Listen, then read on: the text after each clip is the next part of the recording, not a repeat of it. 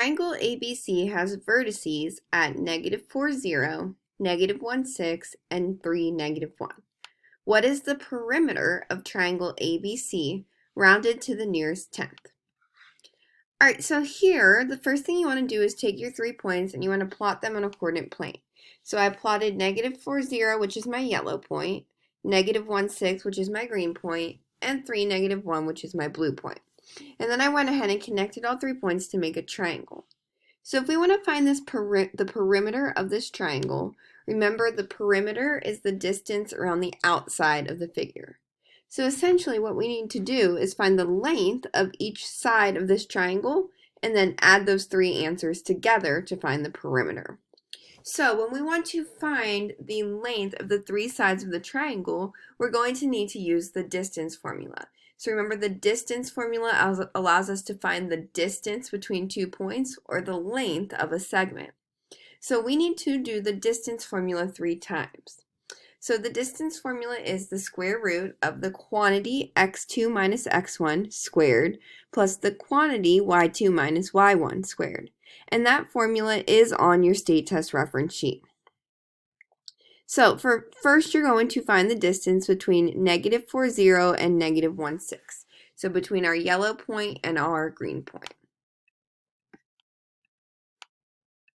The second thing you'll need to do is find the distance between -1, 6 and 3, -1.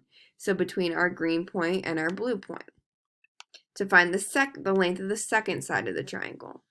Then finally you're going to find the distance between 3, -1 and -4, 0 to find the length of this third side of the triangle. So you're going to have to do the distance formula 3 times.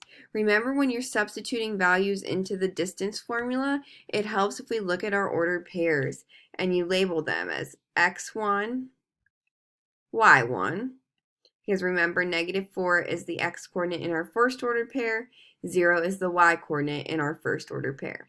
Then if you look at the second point here, this would be x2, -1 is x2, it's the x value of our second ordered pair.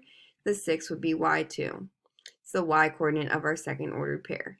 You want to label your coordinates each time and substitute them into the distance formula.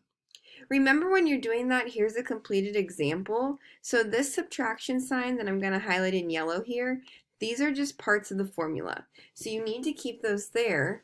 But then if you're subtracting a negative number, like here we're subtracting -1 and here we're subtracting -2, you can't just forget those negative signs there. You need to keep them there. So this is a completed example of the distance formula if you need something to reference. So you're going to do the distance formula 3 times and then add together your answers from steps 1, 2, 3 and round your answer to the nearest tenth.